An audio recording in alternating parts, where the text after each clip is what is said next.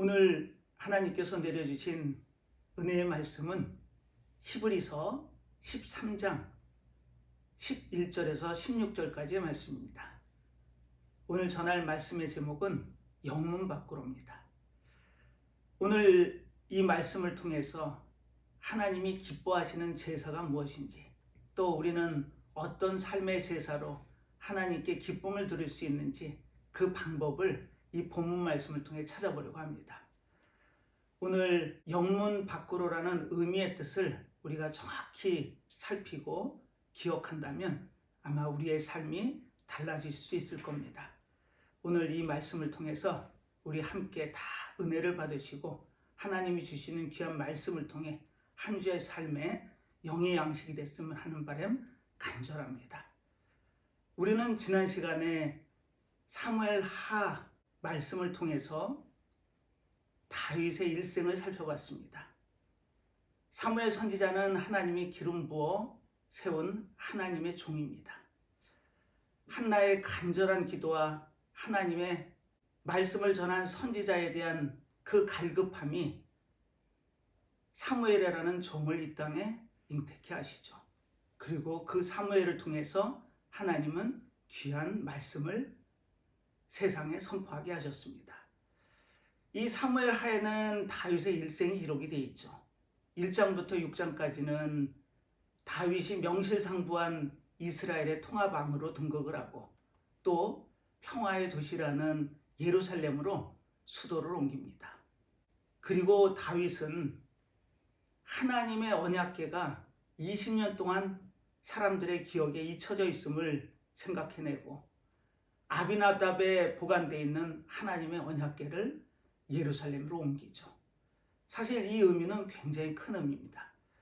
사울은 한 나라의 왕이었지만 그 왕의 의미가 무엇이고 또 그 왕이라는 자리가 하나님이 주신 귀한 사명임을 기억지 못하고 하나님의 언약궤를 20년 동안 방치하고 있었죠. 다윗은 그 하나님의 언약궤를 예루살렘으로 옮깁니다.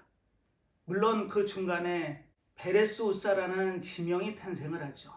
이 베레스 우사의 뜻은 우사를 치심. 사실은 그 영적인 의미를 깊이 들어가 보면 하나님이 인간의 능력이나 힘을 치셨다라는 의미로 해석하면 맞습니다. 다윗은 자기의 의지와 방법으로 3만 명이라는 인원을 동원하죠. 그리고 우사는 자기의 소유물인 양 이 하나님의 언약궤에 손을 댔다 결국에 하나님이 치시게 된 겁니다. 하지만 다윗은 3개월이라는 시간적의 텀을 두고 결국엔 하나님의 계획과 뜻을 읽죠. 그리고 춤추며 기쁜 마음으로 이 언약궤를 하나님의 자리인 예루살렘으로 옮기게 됐던 겁니다. 그리고 7절은 그 다윗에게 하나님께서는 커다란 언약을 주시죠. 사실 다윗 입장에서는 자신이 살고 있는 그 성전이 그 당시에 최고의 재료라는 백향목으로 지어진 성전에서 보란듯이 살고 있었죠. 하지만 하나님의 언약궤는 장막에 있었습니다. 사실 그 마음이 다윗에게는 항상 마음의 짐이었죠. 그래서 이 하나님의 언약궤가 보관되어질 수 있는 하나님의 집을 짓기를 원했습니다. 하지만 웬일이지 하나님은 그 뜻을 받지 않으시고 오히려 다윗에게 내가 너의 집을 지어주겠다는 언약의 약속을 주십니다. 그리고 그 약속대로 그 다윗의 씨를 통해 이 땅에 메시아 예수 그리스도께서 이 땅에 오는 귀한 역사가 다윗의 가문을 통해 이루어지게 된 겁니다. 그리고 8장 이후부터 끝장까지는 다윗의 흥망성쇠라고 말씀을 드렸습니다. 이 의미는 하나님께서 이 언약의 말씀을 주시고 다윗을 축복하시죠. 그리고 너가 어디를 가든지 함께 할 것이며 또 너에게 평안을 주겠다는 약속을 하십니다. 그리고 본격적으로 하나님의 대적들을 치는 싸움에 들어가죠. 그 대적들은 동서남북에 있었습니다. 그리고 제일 먼저 서쪽에 있는 블레셋을 점령함으로 그동안 역사에 오고 왔던 그 모든 고난의 시발점이었던 블레셋이 결국에는 역사의 뒤안길로 사라지는 역사가 일어납니다. 그리고 동쪽에 있는 모압, 북쪽에 있는 아람, 그리고 남쪽에 있는 에돔을 차례대로 점령하죠. 사실 거기까지였습니다. 다윗은 그 많은 병거를 얻고 또 그 많은 포로를 잡았음에도 불구하고 그 힘을 통해서 더 이상 진격을 하지 않죠. 그 이유는 하나님께서 창세기에 약속하신 것처럼 하나님의 백성이 거할 그와 같은 기업의 땅이 바로 유브라데스 강에서 애굽 강까지 하나님께서는 그 지경을 하나님의 자녀의 백성들에게 주셨던 겁니다. 다윗은 하나님의 말씀대로 정확하게 유브라데스에서 애굽 강까지만 영토로 삼고 나머지는 다 하나님께로 모든 것을 맡기는 그와 같은 삶을 살았던 겁니다. 사랑하는 믿음의 성도 여러분, 오늘 볼 본문은 히브리서에서 봅니다. 사실 지난 시간에 다윗이 하나님의 마음에 합한 자라는 칭찬을 들었던 걸 말씀을 드렸습니다. 이 마음에 합한다라는 의미가 무엇일까요? 그 의미는 하나님께서 생각하시는 계획과 뜻대로 살아가는 모습을 하나님의 합한 자라는 칭찬을 들었던 겁니다. 오늘 이 히브리서의 본문을 통해서 우리가 깨닫는 지혜가 있고 하나님이 주시는 은혜의 말씀을 통해 우리가 삶에서 이 귀한 말씀을 내 삶의 일부로, 아니요, 내 삶의 전부로 살아낸다면 우리는 충분히 마음의 합한 자로서 칭찬을 받을 수 있을 겁니다. 오늘 본문을 보면서 말씀을 시작하도록 하겠습니다. 히브리서 13장 11절입니다. 이는 죄를 위한 짐승의 피는 대제사장이 가지고 성소에 들어가고 그 육체는 영문 밖에서 불사름이니라. 이렇게 기록이 되어 있습니다. 오늘 말씀의 제목은 영문 밖으로입니다. 오늘 이 영문의 의미가 무엇이고 또 우리의 삶이 어디를 지향해야 되는지 그 의미를 찾아본다면 우리의 삶이 바뀔 수 있습니다. 이 히브리서는 역사적으로 보면은 그 기록 시기가 AD 64년에서 67년경으로 보죠.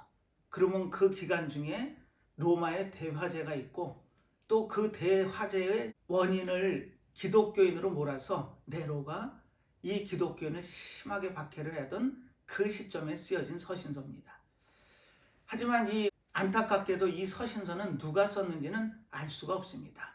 이론에 의하면 사도 바울이 썼다, 바나바가 썼다, 누가가 썼다, 많은 이론이 있을 수 있지만 사실 오리겐이라는 학자가 이야기한 것처럼 이 히브리서의 저자는 오직 하나님이 아신다라고 생각하면 아마 틀림이 없을 겁니다.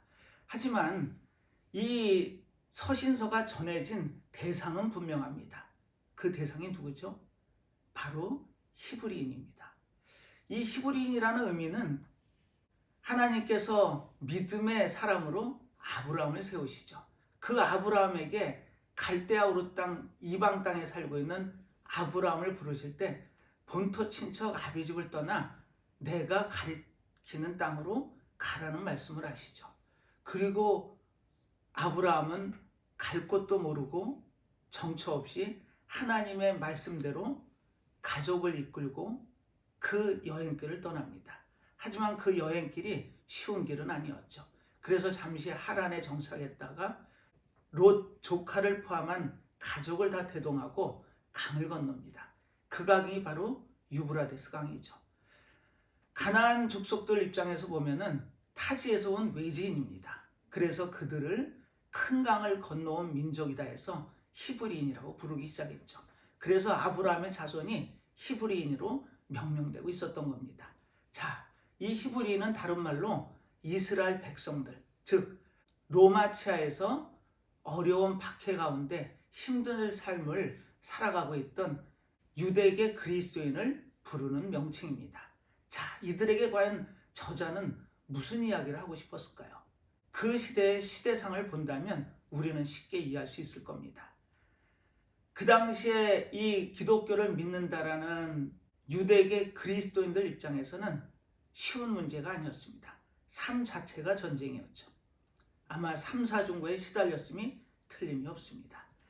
그 당시에는 모든 사람들이 황제는 나의 주인이십니다라는 고백을 해야 됐습니다. 인사가 그랬죠.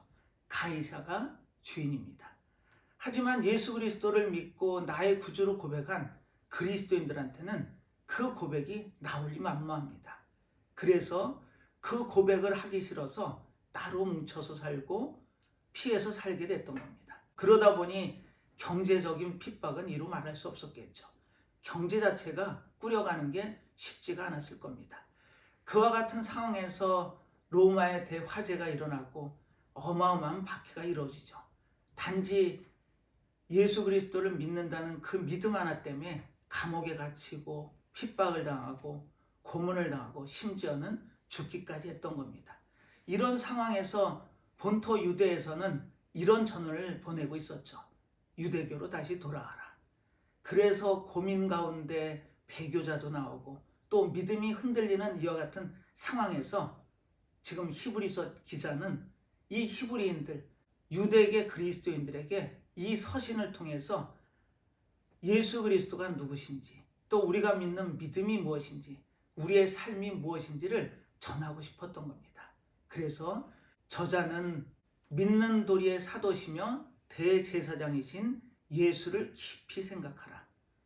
믿음의 주여 온전케 하시는 이 예수를 바라보자. 이렇게 권면을 하면서 오늘 이 히브리서 13장을 통해 이 어려운 상황에서 과연 우리는 어떤 삶을 살아야 되는지를 권면하게 됐던 겁니다. 사실 히브리서는 13장으로 되어 있죠.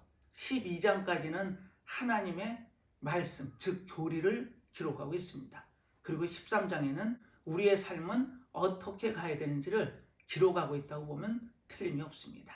자, 오늘 본문 첫 절을 통해서 오늘 말씀을 시작하겠습니다. 이는 죄를 위한 짐승의 피는 대제사장이 가지고 성소에 들어가고 그 육체는 영문 밖에서 불사름이니라. 이렇게 기록이 되어 있습니다. 자, 이 내용이 어떤 내용인지는 설명을 좀 들으셔야 됩니다. 사실 그 당시에 이스라엘 백성들은 죄의 문제에서 자유함을 얻기 위해서 구약 내내 제사를 드리죠. 그 제사는 5가지를 크게 대별할 수 있습니다. 첫 번째 제사는 번제였죠. 이 번제는 태워서 드리는 제사입니다. 그리고 하나님의 관계를 회복함을 목적으로 하죠. 그리고 두 번째가 소제입니다. 바로 하나님께서 주신 그 곡물을 가지고 감사의 제사를 드렸던 겁니다. 그리고 세 번째가 화목제죠. 하나님하고의 관계를 화목하기 위한 제사가 화목제였습니다. 그리고 오늘 본문에 보는 내용대로 속죄제가 있죠. 사실 번제나 소제나 화목제는 본인의 의사에 따라서 자유롭게 드릴 수 있었습니다. 하지만 이 속죄제와 속건제는 그 의미가 달랐죠. 죄의 싹은 사망이라고 죄 부분에 있어서는 반드시 하나님께 나와 그 죄를 고백하고 그 죄의 문제를 해결함 받아야 했던 겁니다. 그때 드렸던 제사가 속죄제고 또 하나님의 성물에 손을 대거나 또 금령을 어기게 되면 드리는 제가 속건제였습니다. 자, 그렇다면 속죄제의 의미에서 이 본문을 보면 아마 이해가 쉬울 겁니다. 이는 죄를 위한 짐승의 피는 대제사장이 가지고 성소에 들어가고 이렇게 되어 있습니다. 사실 번제는 그 제물을 잡기 전에 자신의 죄를 그 제물에 전가를 하죠. 그 제물을 통해서 죄사함을 받기 위한 의식이 이루어집니다. 그 제물의 피를 뽑아 제단에 뿌리고 그 육체는 태워서 제로 드렸던 겁니다. 하지만 이 속죄제는 다르죠. 그 자신의 죄를 제물에 전가를 하고 그 피를 하나님의 제단에 뿌렸지만 나머지는 전부 영문 밖, 서문 밖으로 가지고 나서 태워야 했습니다. 우리 그 부분을 레위기 4장에 가서 확인해 보겠습니다. 1절부터 쭉 그 속죄제에 드리는 의식의 방법이 기록이 되어 있습니다. 그리고 우리가 눈여겨서 봐야 되는 대목이 있죠. 바로 12절입니다. 똥 곧 그 송아지의 전체를 진 바깥 재 버리는 곳인 정결한 곳으로 가져다가 불로 나무 위에 사르되 곧 재 버리는 곳에서 살을 찌니라. 자신의 죄를 제물에 전가를 하고 그리고 그 제물을 잡아 피를 하나님의 제단에 뿌리죠. 그리고 나머지는 전부 가지고 나옵니다. 그런데 그 가지고 나온 것이 영문, 다른 말로 지금 신약의 의미라면 성문이 되겠죠. 성문 밖 또는 서쪽에 있는 문이다 해서 성문 밖으로 가지고 나오는 겁니다. 그리고 그곳은 바로 지금으로 얘기하면 쓰레기 소각장 같은 곳이죠. 그래서 모든 것을 태워서 버리는 장소죠. 즉 이곳에 가지고 나와 다 불살라서 버려야 했던 것입니다. 그런데 우리는 한 단어가 눈에 들어오죠. 제가 쓰레기 소각장과 같은 곳이라고 말씀을 드렸는데 그곳이 바로 정결한 곳이랍니다. 재버리는 곳인 정결한 곳으로 가져다가 불사를 지니라. 왜 정결하다는 의미를 기록했을까요? 우리는 그 내용의 의미를 좀 살펴볼 필요가 있습니다. 사실 그 내용은 우리가 성경에 보면 확인을 할 수가 있죠. 그 다음 절 12절에 가서 확인합니다. 그러므로 예수도 자기 피로써 백성을 거룩히 하려고 성문 밖에서 고난을 받으셨느니라. 이렇게 기록이 되어 있습니다. 자, 과연 이게 무슨 의미일까요? 구약시대 때 속죄제를 드리면서 그 제물을 태웠던 재버리는 곳인 정결한 곳이 성문 밖에 있었죠. 그런데 이스라엘 백성들은 그 재버리는 곳이 정결한 곳이랍니다. 그 의미를 이렇게 볼 수 있죠. 예수도 자기 피로써 백성을 거룩히 하려고 성문 밖에서 고난을 받으셨느니라. 아멘. 이 성문 밖, 다른 말로 오늘 제목인 영문 밖을 얘기합니다. 사실 그 당시 구약시대에는 진영이 성막을 중심으로 세워졌죠. 성막을 중심으로 동서남북으로 세 개 지파의 진영들이 들어섰습니다. 그리고 서쪽 진영 밖이 바로 재버리는 곳이었죠. 지금 예수님께서는 우리의 죄를 대속하시기 위해 어린 양으로 제물이 되십니다. 그리고 그 제물이 되신 그 몸을 해골이라 불리는 골고다 언덕까지 십자가를 지고 가시게 되는 거죠. 그리고 골고다 언덕, 갈보리 언덕에서 당신의 육체를 내어주심으로 우리에게 죄사함의 놀라운 은혜와 축복을 주셨던 겁니다. 사실 그 의미가 구약시대 때부터 그대로 행해지고 있었던 겁니다. 구약 때 그 속죄의 제물을 성문 밖에다 내어서 태웠던 그 의미는 바로 예수 그리스도의 십자가의 고난을 예표한 사건이었습니다. 사실 예루살렘에 가면은 오늘도 고난의 길, 십자가의 길, 슬픔의 길이라는 길이 있습니다. 바로 빌라도 법정에서부터 예수님께서 십자가 해를 당하시고 아리마대 요셉에 의해서 묻혔던 그 무덤까지가 14군데로 지명이 순서대로 기록이 되어 있습니다. 바로 첫 번째 장소가 예수님께서 빌라도 법정에서 사용한 언도를 받으신 그 장소가 첫 번째 장소죠. 그리고 예수님께서 로마 군병들에 의해서 가시면류관이 쓰여지고 홍표가 입혀지는 것이 두 번째 장소입니다. 그리고 채찍질을 맞으면서 십자가를 지고 그 고난의 길을 가시게 되는 거죠. 물론 중간에 어머니를 만났던 장소, 또 이 그레데 사람 시몬이 예수님의 십자가를 대신 지었던 장소도 한 지명으로 들어가 있습니다. 그리고 10번째 장소부터 14번째 장소에는 지금 성모교회라는 교회가 들어서 있죠. 그 10번째는 이렇습니다. 예수님이 옷이 벗겨진 곳이 10번째 장소고, 또 11번째 장소는 십자가에 못이 박히는 장소가 11번째 장소였습니다. 그리고 12번째 장소는 십자가에 달린 장소, 13번째 장소는 십자가에서 내려지신 그 눕혀진 장소, 그리고 14번째가 예수님이 바로 아리마대 요셉의 무덤에 장사 지냈던 장소가 14번째 장소입니다. 그리고 그곳에 세워진 교회가 성모교회죠. 그래서 그 성모교회 안에는 그 10번째에서 14번째 장소가 기록이 되어 있다고 합니다. 우리는 순례자들이 그 예루살렘에 가서 예수님이 당하셨던 그 십자가의 고난을 간접적으로나마 체험하기 위해 그 비아 돌로로사 길을 지금도 많은 순례자들이 매일 그 길을 걸으면서 예수님이 당하신 그 고난의 십자가의 길을 지금도 체험하고 있다고 합니다. 이처럼 예수님께서는 그 고난의 길을 가시면서 그 몸을 어디로요? 성문 밖으로요. 그러므로 예수도 자기 피로서 백성을 거룩히 하려고 성문 밖에서 고난을 받으셨느니라. 오늘 말씀의 제목은 성문 밖으로 영문 밖으로입니다. 이 의미가 무엇인지는 오늘 본문을 통해서 한 번 더 확인을 해보겠습니다. 자, 13절입니다. 그러므로 우리는 그 능욕을 지고 영문 밖으로 그에게 나아가자. 이렇게 기록이 되어 있습니다. 자, 여기서 능욕을 지고라고 기록이 되어 있죠.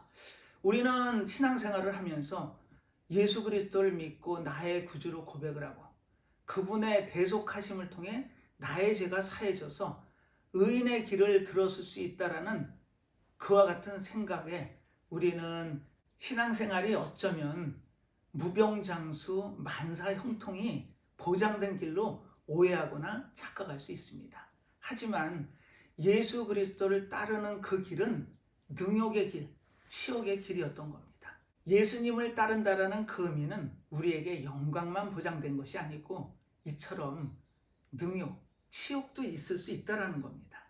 자, 그 의미는 이렇습니다. 그분이 가시는 그 길은 치욕의 길이었죠. 사실 그 당시의 십자가형은 가장 흉악한 범죄자들이 매달리는 극형이었습니다. 가장 고통을 주며 가장 치욕스러운 그와 같은 현장이 십자가의 현장이었죠. 하지만 예수님은 우리를 귀하게, 우리를 가장 중하게 여기시기 위해 그 고난의 길, 치욕의 길을 가셨던 겁니다.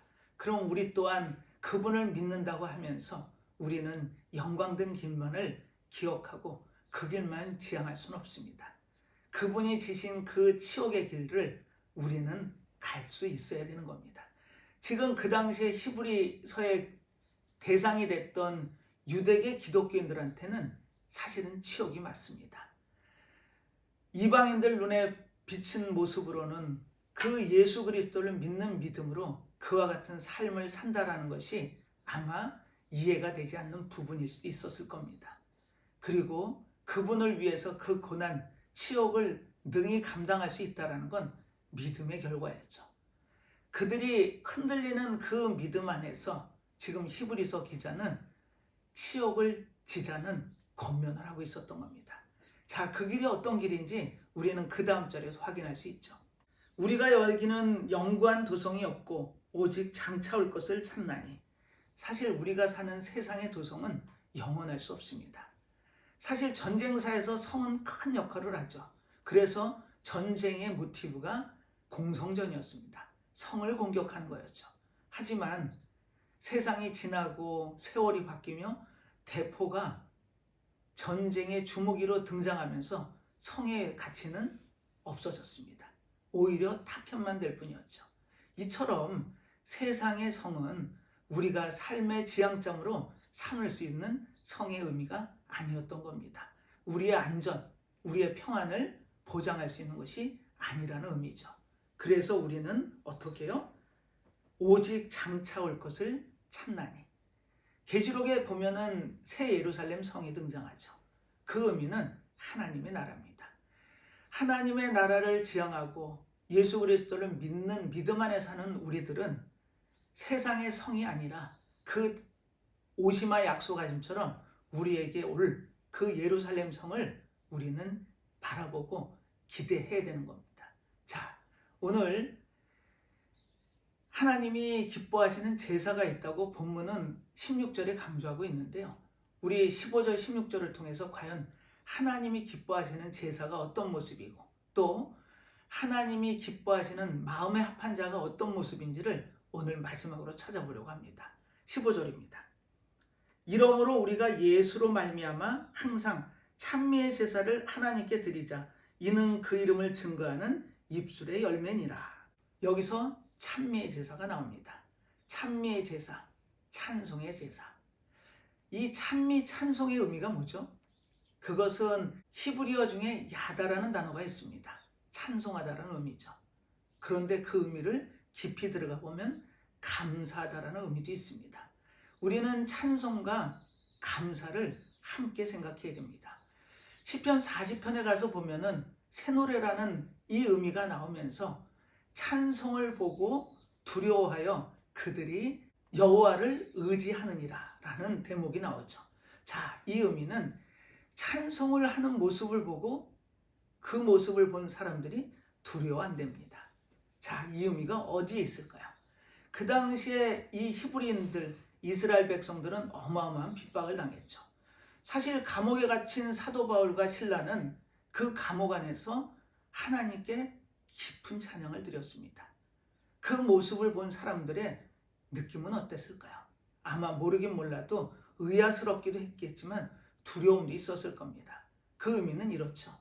아무리 두려움이 닥쳐도 그 두려움을 무서움으로 받는 게 아니라 감사로 받을 수 있다면 그 또한 어느 누구도 두렵지 않을 수가 없을 겁니다. 바울이 그랬습니다.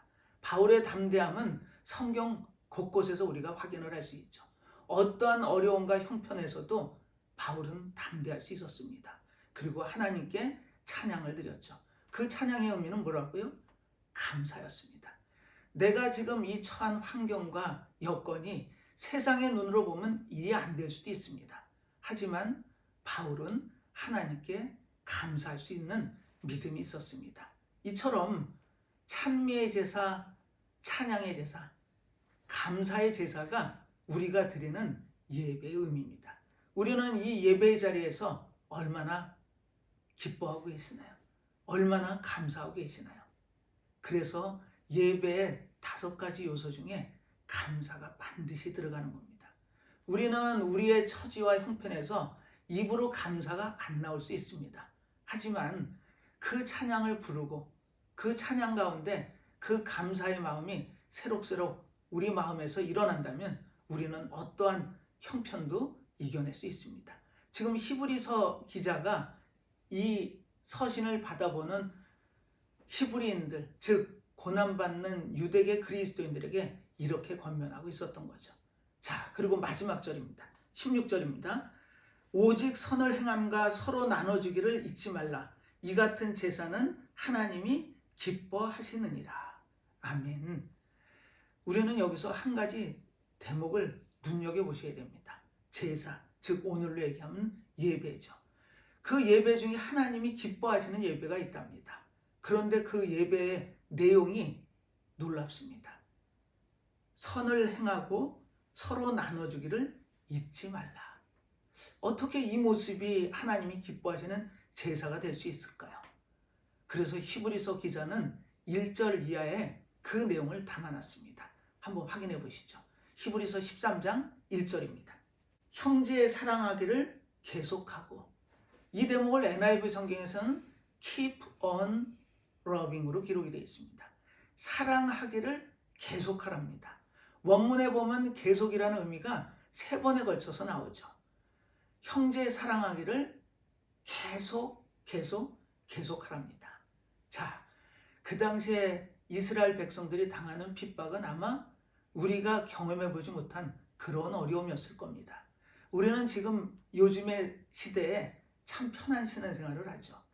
아마 교회를 나간다고 어려움을 당하고 핍박을 당하고 생명의 위협을 느끼는 일은 없을 겁니다.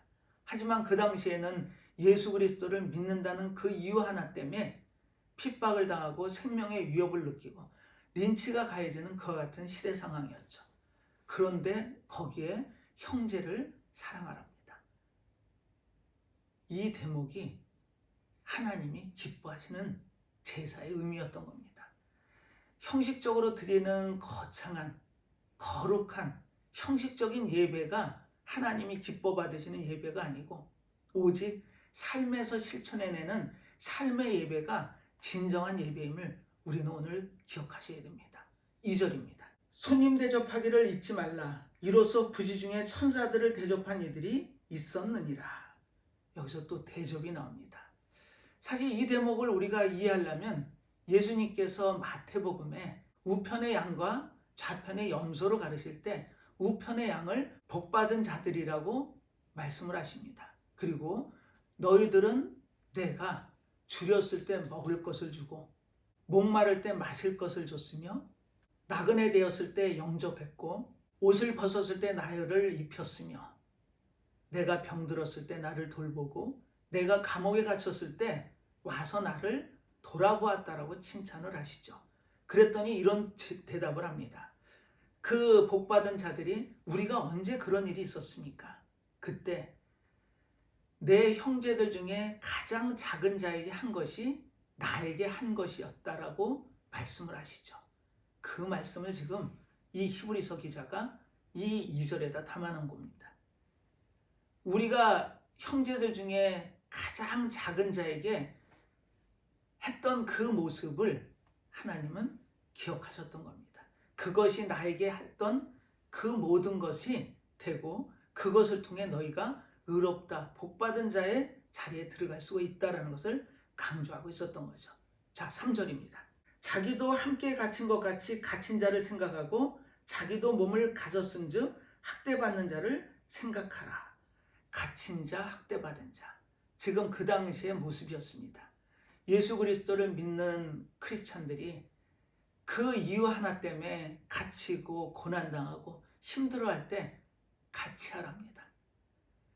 이것을 하나님은 선한 행위라고 얘기를 하시고 또 남을 대접했다라고 칭찬을 하셨던 겁니다. 자, 우리의 삶이 이와 같은 삶이 되어야 된다는 말씀을 이 히브리서 기자를 통해 하고 계셨던 거죠. 마지막으로 우리는 다윗이 하나님의 합한 자였습니다. 그 합한 자의 모습이 어때야 되는지를 우리는 몇 가지를 통해서 그 의미를 찾아보겠습니다. 우리는 신앙생활을 통해서 변화되고 바뀌어야 되는 건 누구나 알 수 있는 내용입니다. 하지만 웬일인지 바뀌기가 어렵죠. 하나님께 합한 자의 삶으로 가기 위해서 그 모습으로 나의 모습이 나타내기 위해선 우리는 첫 번째 변화된 삶을 살아야 됩니다. 그 변화는 이 신앙의 인격이나 신앙의 모습이 바뀌어가야 된다는 거죠. 우리는 10년, 20년을 믿었다, 평생을 믿었다 하면서 삶이 바뀌지 않습니다. 모습이 바뀌지 않습니다. 왜 그렇죠? 계시록 3장 16절에 가서 보면은 예수님께서 이 라오디게아 교회를 책망하실 때 가장 부요하다 하지만 가장 최악의 교회로 라오디게아 교회를 지명을 하시죠. 그리고 너희들이 차지도 더웁지도 않아 내가 토하여 내치리라 라는 말씀을 하십니다. 토하여 내치리라. 이 모습이 그 당시에 라오디게아 교회의 모습이었습니다. 차지도 더웁지도 않은 모습. 그냥 시간 가는 대로 매주 예배당에 나와 예배를 드리는 것만으로 우리는 신앙생활의 전부를 한다라고 생각하고 전혀 바뀌지 않는 삶. 그와 같은 삶이 가장 우리가 조심해야 되는 삶이죠. 우리는 변화되고 바뀌어야 됩니다. 신앙도 습관이라고 하죠. 이 습관이 잘 들으면 숀 코비의 말대로 세상이 내 발 앞에 놓일 수 있습니다. 하지만 안 좋은 습관은 나를 파멸로 이끌 수 있죠. 우리는 이 신앙의 습관이 바로잡혀 변화되는 모습, 변화되는 삶으로 가야 되는 겁니다. 자, 두 번째입니다. 두 번째는 발전이죠. 성장입니다. 우리가 신앙생활을 하면서 내 믿음이 발전이 되고 성장이 되지 않으면 믿음의 의미가 없습니다. 왜 신앙 연조가 단지 예배당에 나와 예배를 드린 연수로 기록이 될까요? 사실 그 의미는 없다라는 겁니다. 우리가 얼마만큼 발전할 수 있느냐, 그 신앙의 발전이 우리에게는 가장 중요한 의미인 것입니다.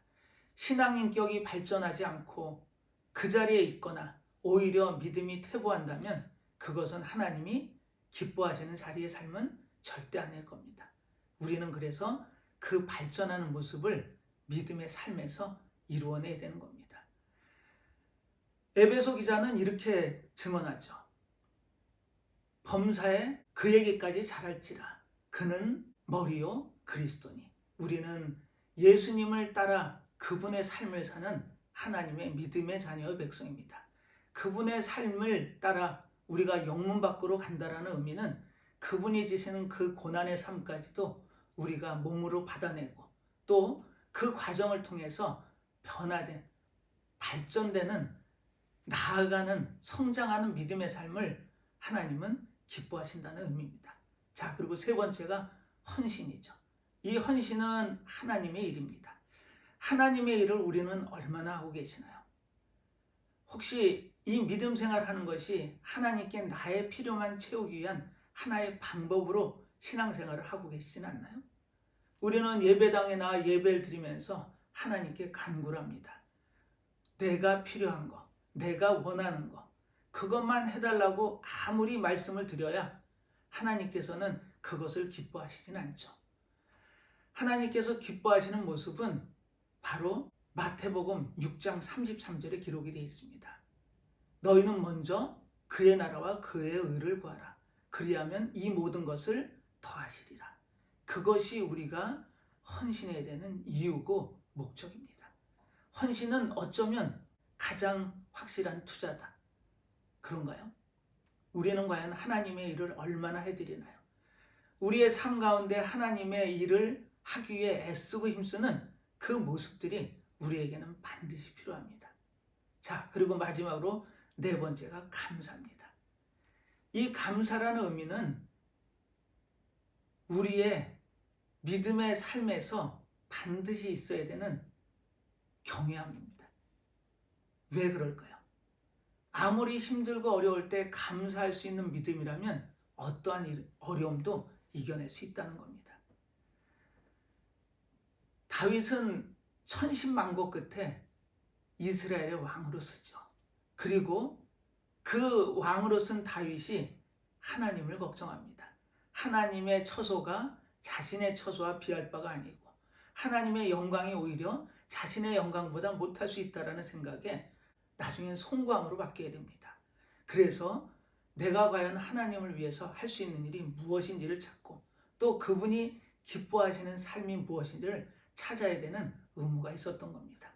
자, 이 감사가 입에서 나오시나요?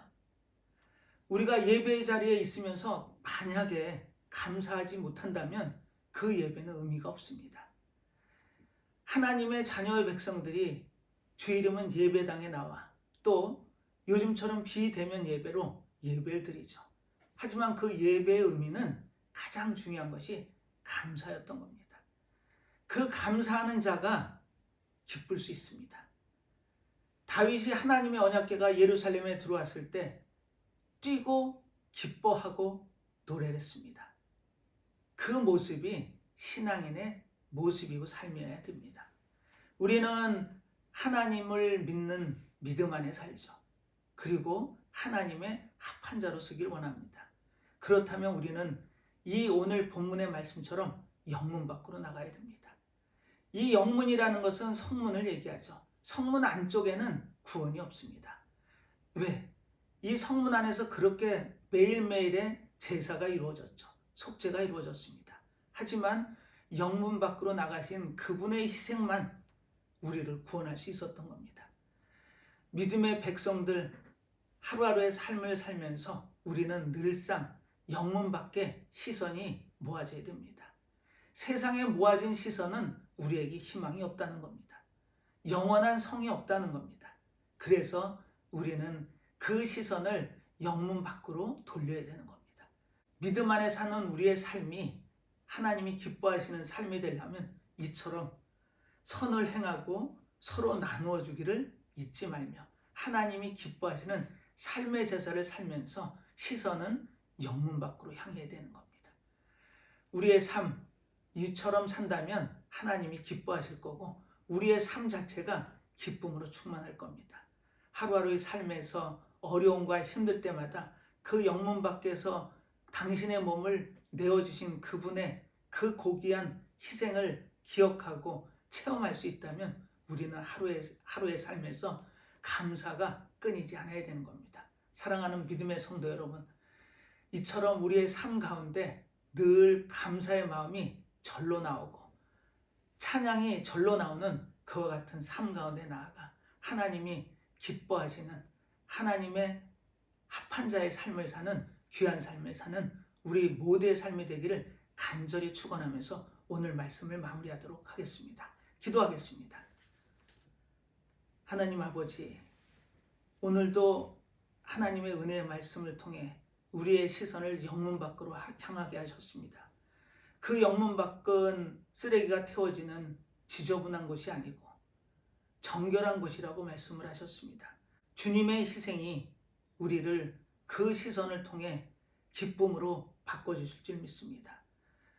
하나님께서 기뻐하시는 제사는 거룩한 형식적인 무의미한 제사가 아니라 삶의 제사에서 성공을 해 늘 선한 행동을 하고 나눠줄 수 있는 그와 같은 삶을 살길 원하셨습니다. 저희도 오늘 이 말씀 따라 영문 밖으로 시선을 향하고 늘 선함을 행하며 매일매일 삶에서 나누어질 수 있는 삶을 살기를 간절히 원합니다.